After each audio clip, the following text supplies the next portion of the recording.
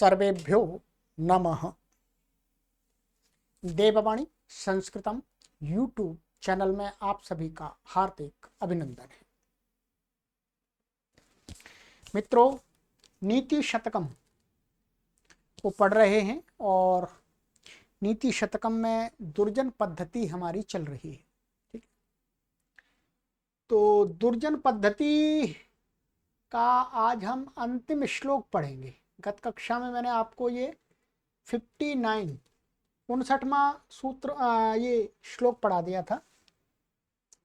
आज दुर्जन पद्धति का अंतिम श्लोक है 60वां। ठीक, फिर दूसरी पद्धति आरंभ होगी। ठीक है, चलिएगा। तो ये दुर्जन पद्धति है का अंतिम श्लोक है और ये इसका जो छंद है वो है आर्या। ठीक है, आर्या छंद है। इसमें 3 प्रकार के सज्जन और 3 प्रकार के दुर्जन बताए। ठीक है, अर्थात 3 प्रकार के सज्जनों के 3 प्रकार के दुर्जन हैं। मतलब एक एक का एक एक दुर्जन है परेशान करने वाला। तो दुर्जन कैसे होते हैं, ऐसे होते हैं। ठीक है, आइए कहते हैं आचार्य भर्तृहरि महाराज, मृग मीन सज्जनानां तृण जल संतोष विहिता वृत्तीनां लोब्धकधीवर पिशुना अनिष्कारण वैरिणो जगति। आइए पदच्छेद कर लेते हैं इसका वो अन्वय। जगति ये सबसे पहले आ जाएगा, जगति। फिर आएगा तृण जल संतोष विहित वृत्ति नाम। फिर ये आ जाएगा मृग स्मीन सज्जना नाम। फिर आ जाएगा लुब्धक धीवर पिशुना। फिर आ जाएगा निष्कारण वैरिण। यहाँ ये थोड़ा सा गलत लिख दिया है, ये एक ही शब्द है, निष्कारण वैरिण। ठीक है, निष्कारण वैरिण भवंती, इसका अध्यार कर लिया है। सरल है बिल्कुल,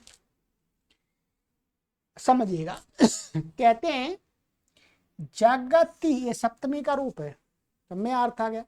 जगत में, संसार में तृण जल संतोष विहित वृत्ति नाम। कहते हैं तृण जल और संतोष, विहित माने धारण किए, धारण की गई, वृत्ति माने व्यवहार वाले। आगे बता रहे हैं मृग मीन सज्जना नाम। ये षष्ठंत बहुवचन। जो मृग है वो क्या है, तृण। तृण से ही अपना जीवन चला लेता है, उसको और कुछ भी नहीं चाहिए, फल कंद आदि कुछ भी नहीं चाहिए, उसको तिनके चाहिए। जो मृग होता है जंगल का, हिरण। और जो मीन है, मीन जो मछली होती है, उसको क्या चाहिए, कहते हैं जल। वो जल से ही अपना जीवन चलाती है।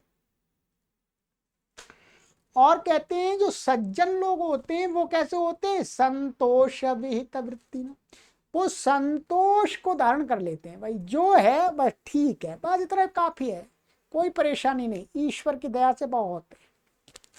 वो संतोष वृत्ति को धारण करने वाले होते हैं। क्या हुआ, जो मृग है, हिरण है, वो तो तृण खा करके ही जीवन चलाने वाला है, उसको और कुछ नहीं चाहिए।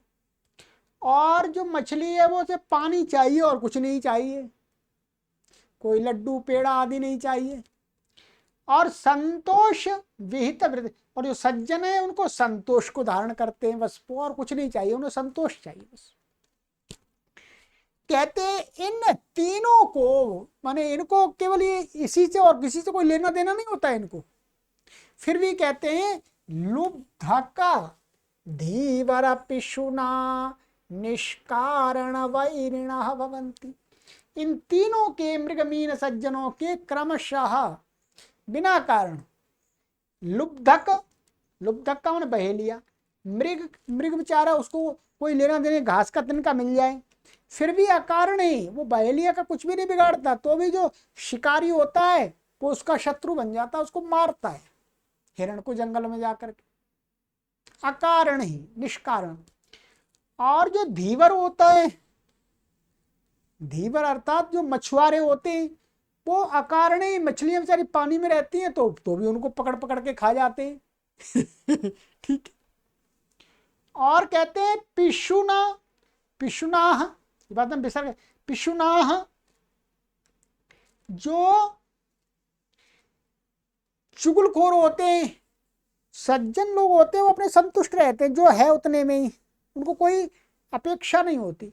फिर भी जो चुगलखोर होते हैं उन सज्जनों की भी अकारण ही चुगली करते रहते हैं, उनकी निंदा करते रहते हैं, उनको कष्ट देते रहते हैं।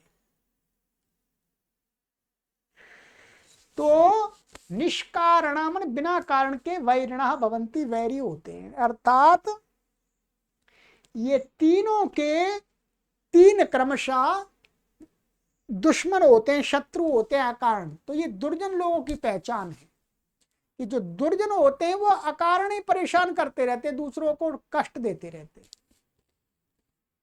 ठीक है, ये उदाहरण दिया है। ठीक, चलिए सरल है।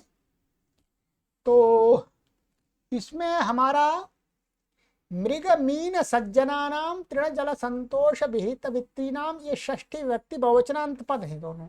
ठीक है, ये विशेष्य है और ये विशेषण है। ठीक है, और लुब्धक पिशुना ये प्रथमा व्यक्ति बहुवचनांत है वास्तव में, यह विसर्ग है, विसर्ग का संधि से लोप हो जाता है। निष्कारण वैरिण ये भी प्रथमा व्यक्ति बहुवचनांत है। जगती सप्तमी व्यक्ति वचना एक वचनांत है। निष्कारण था तो हसी च संधि लग करके इसको उ और आदगुण लग करके ओ हो गया। यहां पर इसको भो भगो अगो अपूर्व से योशी से क्या हो जाता है, या होकर के हली सर्वे शाम से इस विसर्ग का या आदि होकर के क्या हो जाता है, लोप हो जाता है। ठीक है, संधि आप पढ़े हैं तो आपको समझ में आ गई होगी। ठीक है, और इनमें समास करेंगे तो मृगश्च मीनश्च या मृगाश्च मीनाश्च सज्जनाश्च मृग मीन सज्जना तेषां मृग मीन सज्जना, ये इतरेतर योग द्वंद्व हो गया। और यहां पर तृण जल संतोष, तो यहां पर तृण माने तृणम च जलम च संतोषं संतोषश्च तृण जल संतोषाः, और तृण जल संतोष संतोषैः विहिता वृत्तिः एषां ते तृण जल संतोष विहित वृत्तयः तेषां तृण जल संतोष विहित वृत्तीनां। पहले तृण जल संतोष का इतरेतर योगदान तो कर लेंगे, फिर इन तीनों का तृण जल संतोष का और विहित का और वृत्ति नाम का वृत्ति शब्द का बहुव्रीहि कर देंगे, तो इनको कहेगा। ठीक है, इनमें लुब्धकश्च धीवरश्च पिशुना च लुब्धक धीवर पिशुना इतरेतर योगदान हो गया। और यह निष्कारणेन वैरिणः, निष्कारण वैरिणः, तो ये यहाँ पर तृतीय तत्पुरुष समास हो जाएगा, और कुछ इसमें विशेष नहीं। अब ये हमारी दुर्जन पद्धति समाप्त हो गई। ठीक है, 60 श्लोक हमारे कंप्लीट हो गए हैं। ठीक है, अब आएगी सज्जन पद्धति। आगे की वीडियो हम सज्जन पद्धति से आरंभ करेंगे, तो ये सज्जन पद्धति भी आपकी चलेगी। ठीक है,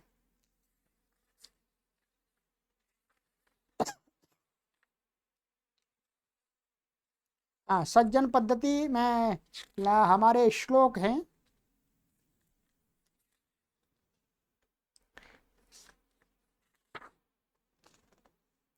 13 श्लोक, 13 श्लोक पढ़ेंगे। सज्ज सज्जन पद्धति में। फिर उसके बाद में परोपकार पद्धति आएगी। बहुत सुंदर सुंदर हैं श्लोक, ठीक है। चलिए, तो अब आगे मिलते हैं। अपने मित्रों को भी शेयर कीजिएगा, ये बहुत अच्छी अच्छी बातें हैं, एग्जाम्पल के साथ में दी गई हैं, ठीक है। सर्वेभ्यो नमः।